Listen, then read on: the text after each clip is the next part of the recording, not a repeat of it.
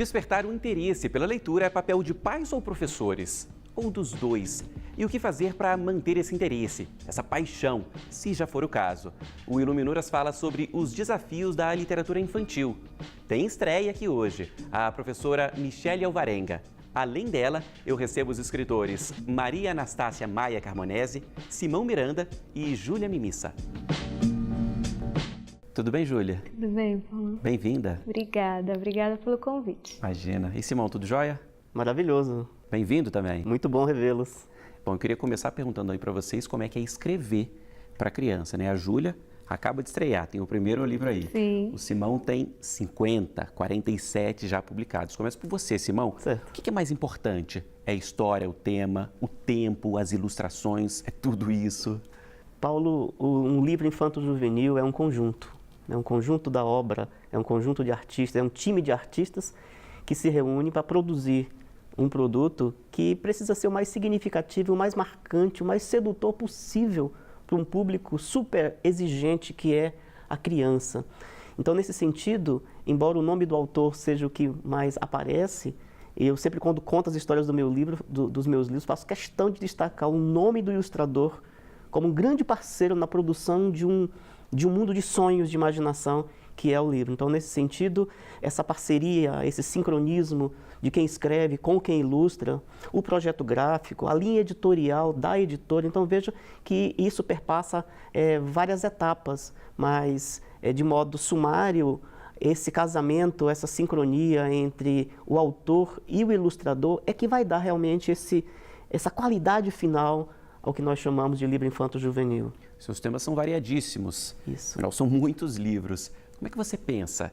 Você pensa sozinho? As crianças participam desse processo? O ilustrador, essa turma toda que você citou? Isso é maravilhoso, porque o processo criativo do livro infanto-juvenil comigo funciona de 3 formas. Há alguns livros que nascem espontaneamente, de uma ideia, de um estalo, que dali eu imagino que pode resultar numa história divertida, porque o meu primeiro objetivo como autor infanto-juvenil é divertir e não moralizar. Se a partir daquela história render uma elucubração por parte da criança, voluntariamente pensando o que está por trás daquela história, tudo bem. Mas se não, a ideia inicial é a fruição. Então, esse é o primeiro processo. Há alguns outros livros meus que atendem uma oportunidade temática de urgência social, por exemplo. Então, nesse sentido, requer mais esforço, requer mais pesquisa, mas muitos livros meus, e essa é a parte mais divertida, nasceram por ideias de crianças nas minhas conversas com elas, quando visito escolas. Então, recorrentemente, muito menino levanta a mão, seu Simão de Miranda, por que você não escreve um livro sobre isso? Aí eu, uau, mas que ideia fantástica! E, em geral, são ideias sensacionais. Então, se eu tiver que dividir meu direito autoral com elas, eu estou perdido. Júlia, falando aqui sobre o seu livro, Juju quer ser astronauta. Eu sei que isso surgiu quando você se tornou mãe. Sim. E é curioso, porque você acaba falando aqui sobre profissões, que é um assunto que a gente não liga muito às crianças. Sim. Mas você desmistifica isso. É o contrário, interessa sim elas. Como é que foi essa experiência? Os meus filhos sempre gostaram muito de brincar, de ser isso, brincar de ser aquilo. E sempre surgiam dúvidas no caminho, confusões no caminho do que o astronauta faz, do que o veterinário cuida, tudo isso. Então, na verdade, o livro era para isso mesmo, para as crianças brincarem de ser. E a Juju, especificamente, veio para falar que a menina pode ser coisas que meninas, às vezes, são, né? As pessoas falam, não, menina não pode brincar disso. Não é coisa de menina. Exatamente. Eu ouvi isso muito com 2 irmãos, e agora eu ouço isso muito com 2 meninos em casa.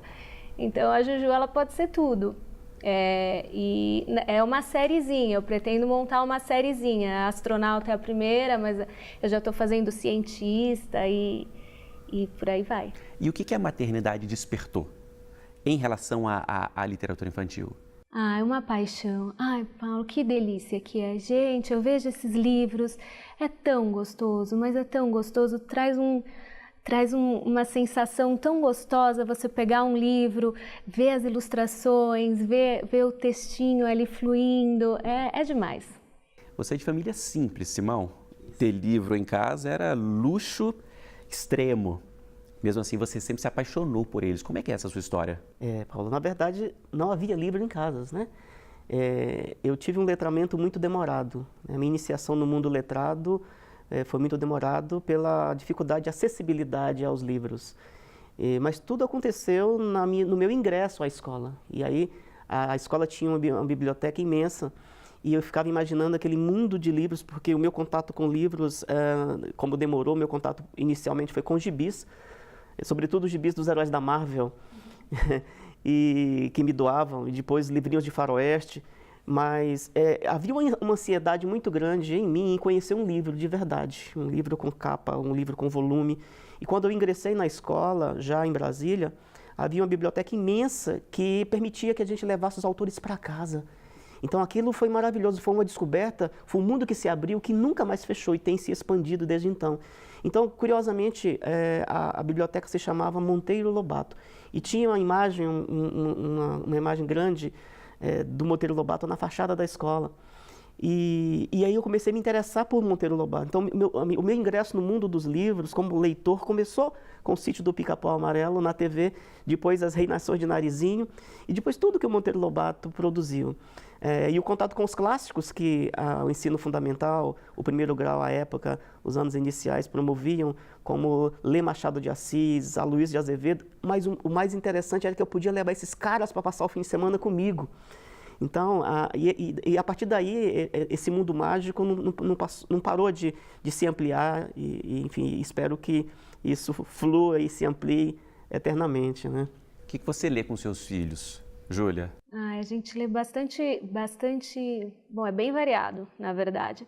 Eles adoram o Sítio do Pica-Pau Amarelo e Monteiro Lobato, adoram. Eu tenho ainda uma sériezinha de quando eu era pequena, que a minha mãe guardou, era uma sériezinha dos livros do Monteiro Lobato, que eu leio para eles, mas eu acho que eles ainda são pequenininhos para textos tão grandes, né? Então eles gostam mais ainda dos livros com mais ilustração e menos texto. O meu mais velho agora está aprendendo a ler, então aos poucos ele vai conseguindo.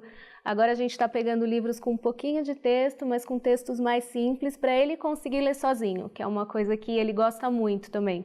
Agora, você me contava aqui antes da entrevista que o seu filho mais velho cobrou isso, né?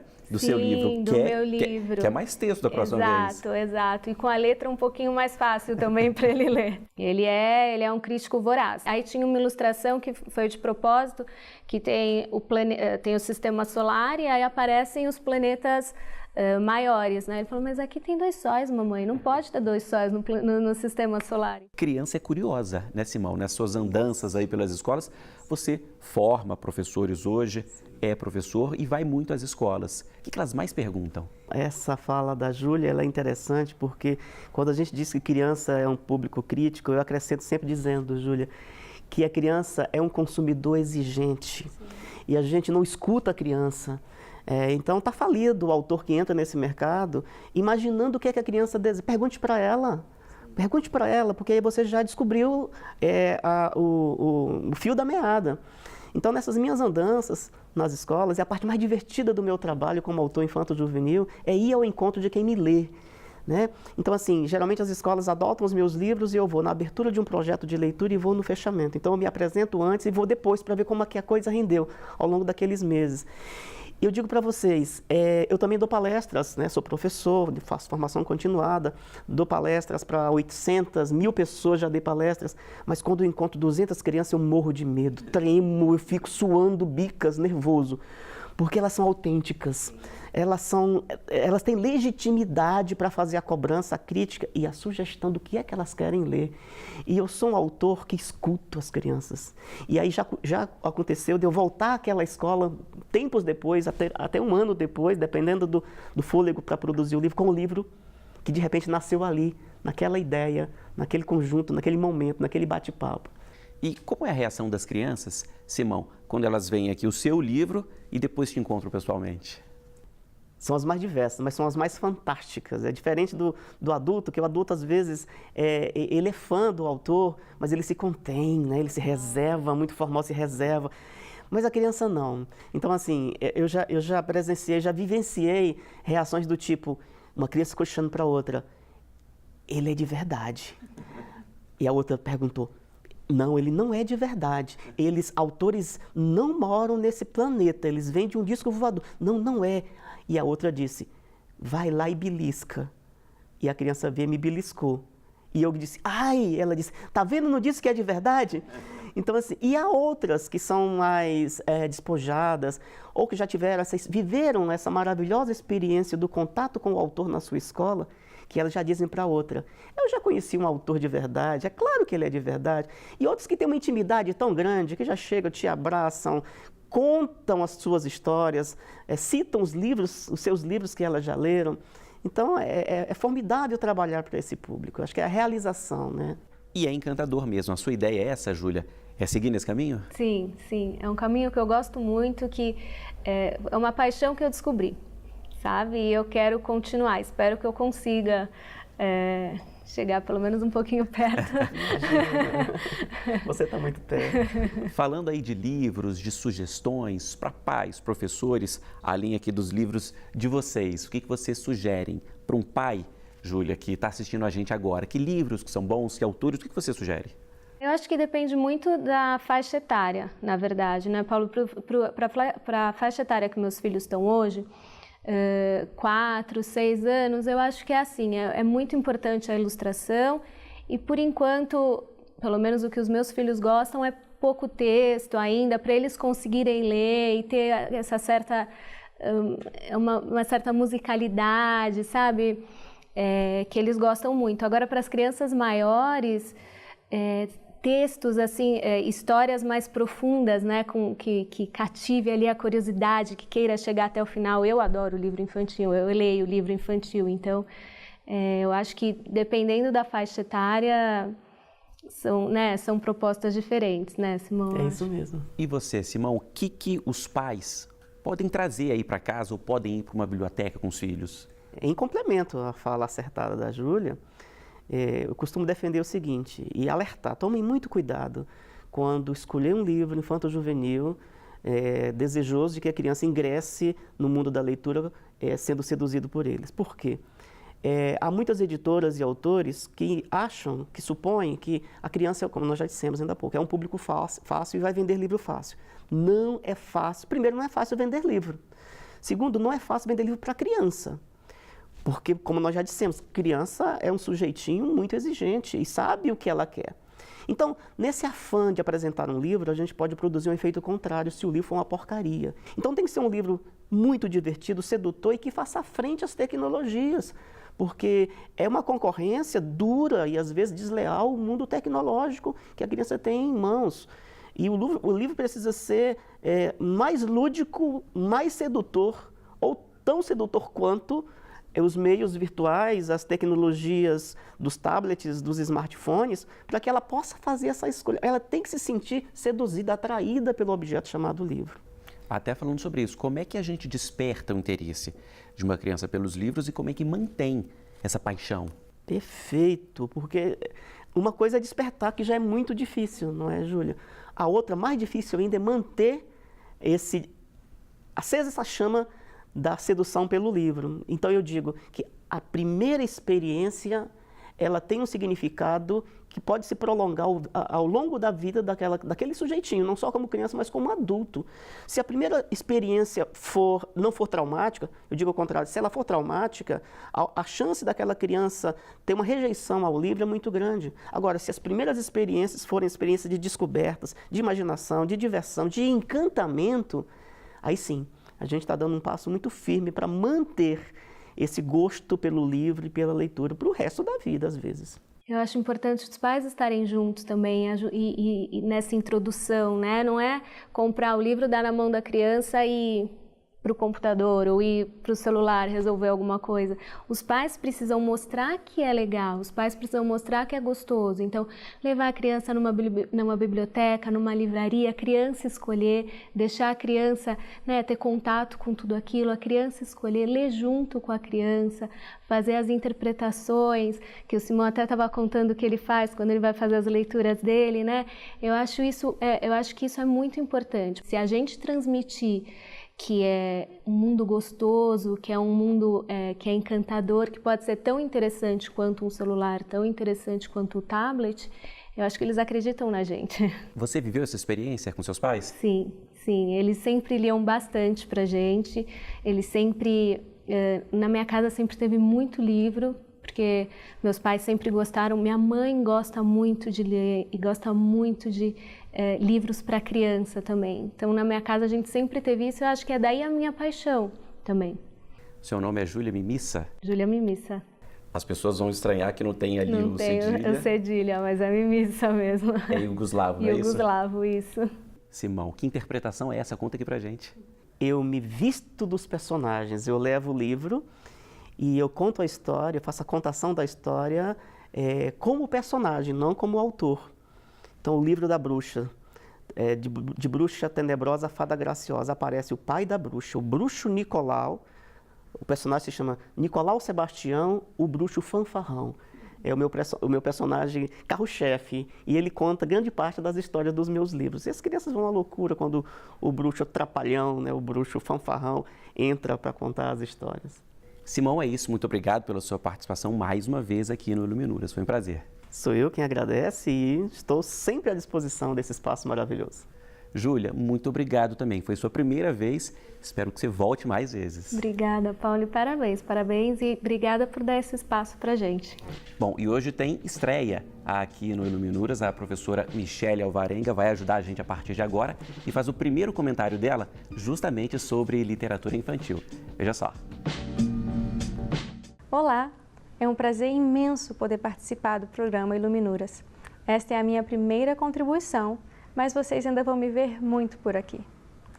É muito interessante perceber como a noção de infância como conhecemos hoje é algo muito recente na história da humanidade. Mas isso não significa que as histórias para este público não existissem. Elas sempre estiveram por aí. Os contos de fada que surgem no século XVII possuem uma função muito específica de educar esses mini-adultos. E são histórias que possuem uma carga de moralidade, de valores sociais muito forte. O original da Bela Adormecida, por exemplo, de Charles Perrault, conta como a princesa foi despertada por um beijo do príncipe logo no início da história. E a moral se desenvolve a partir do casamento deles. A rainha-mãe, mãe do príncipe, não aceita a nora e planeja uma vingança enquanto o filho está fora. Ela, que era de raça ogra, ordena que os seus 2 netos e a sua nora sejam assassinados e que sua carne seja servida a ela ao molho Robert no jantar. Ainda que essas execuções não aconteçam, é notório ver como Perrault trata com naturalidade as questões de morte, assassinato e até mesmo canibalismo. A literatura, caminhando de mãos dadas com a sociedade, se adapta, se ajusta às suas necessidades. E hoje nós temos livros infantis sem nenhuma linha escrita sequer. Nesses livros, a criança é convidada a criar a própria narrativa, a ajustar um enredo, um clímax e uma conclusão de uma história que é toda dela, que ela pensou. Temos a possibilidade de valorizar a individualidade dessa criança, de estimular a sua criatividade e, sobretudo, de estabelecer valores de respeito à diferença do outro e criar um ambiente de tolerância.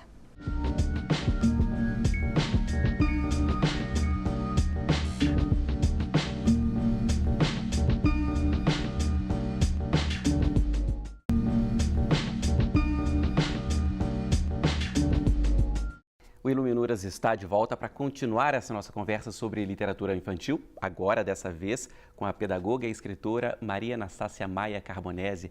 Aqui comigo, tudo bem, Anastácia? Bem-vinda. Tudo bom, Paulo, obrigada. Imagina, é um prazer. A gente terminou aqui o bloco anterior falando sobre a responsabilidade, de pais responsáveis e professores, o papel de cada um. Eu queria a sua avaliação também. Bom, Paulo, a gente pode começar falando que a literatura infantil, o despertar da literatura infantil, ele é muito importante na formação do indivíduo. Por quê?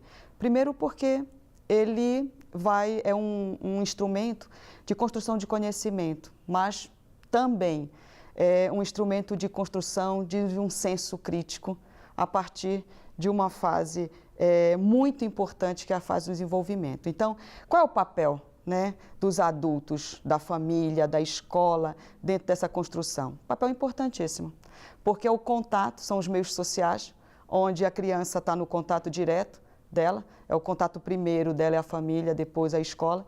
Então, o papel é importantíssimo, porque é nesses meios que ela vai desenvolver isso. Ora, linguagem é a base da construção do pensamento. Então, no momento que, quanto mais cedo essa criança tiver contato com aquilo que propicia o desenvolvimento de um pensamento crítico e a construção do processo ensino-aprendizado, o aprendizado na sua totalidade, isso é. E aonde é que ela está? Na escola e na família.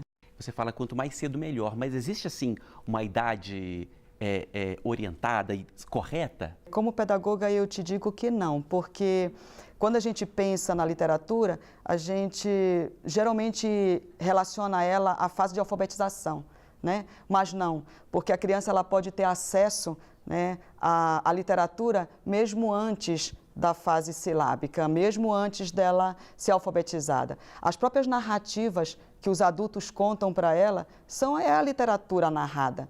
Então, o pensamento se constrói também a partir dessa narrativa, né? Então, ela pequena, ela pode pegar um livro que tem uma imagem e essa imagem faz com que ela se emocione, faz com que ela visite lugares diferentes, faz com que ela tenha sentimento, faz com que ela desenvolva sentimentos, que é a literatura por meio da imagem. E a narrativa?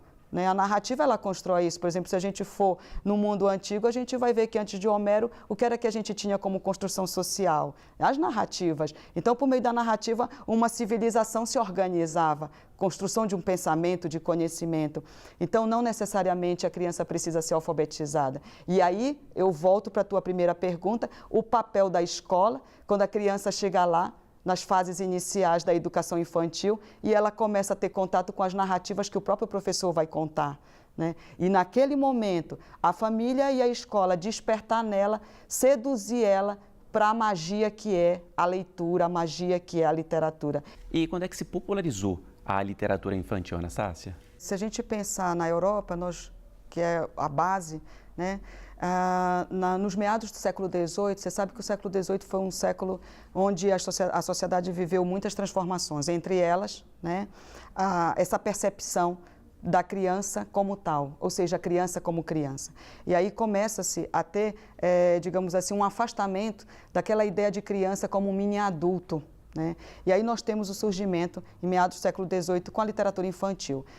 Podemos assim puxar para a gente localizar bem o tempo histórico do século, o Rousseau, né, como um importante pensador da pedagogia, trazendo para nós a obra O Emílio da Educação, onde ele propõe, né, olhar a criança como criança e despertar nela o aprendizado por meio do quê? Da emoção, do sentimento, do natural, daquilo que a faz criança, né? E no Brasil, se a gente vier para a nossa realidade, no Brasil a literatura ela começa a ser publicada no início do século XIX, mas ela só vai, digamos assim, ter uma tiragem e ser distribuída a partir do final do século XIX. Mas hoje a gente vê que houve um desenvolvimento muito grande, porque hoje, quando a gente pensa no nosso país, a gente vê como a literatura infantil, esse gênero, né, ele hoje atinge é muito amplo no mercado editorial. Sim, essa tua fala é importante, porque olha só, eu penso que a boa literatura infantil, ela não seduz só a criança. O adulto lá olhando uma literatura infantil e você vê nos olhos dele que ele está conhecendo um mundo novo, que ele está se emocionando, né? E que ele está deixando transbordar a imaginação, toda uma magia que o livro fez com que ele sentisse.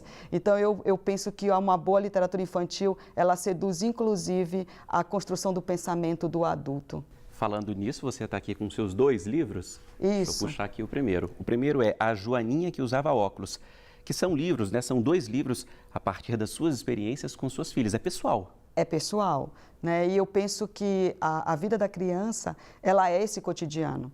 Então, muitas vezes, quando a gente pensa no processo de formação na escola e na família, a gente busca referenciais muito distantes. E esses referenciais não estão distantes, eles são nosso cotidiano, né? E a criança...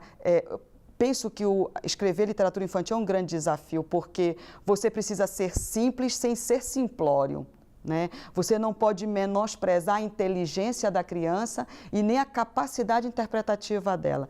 Ao mesmo tempo, você tem que ter cuidado, porque aquilo ali é uma faixa etária, é uma realidade e você precisa adequar.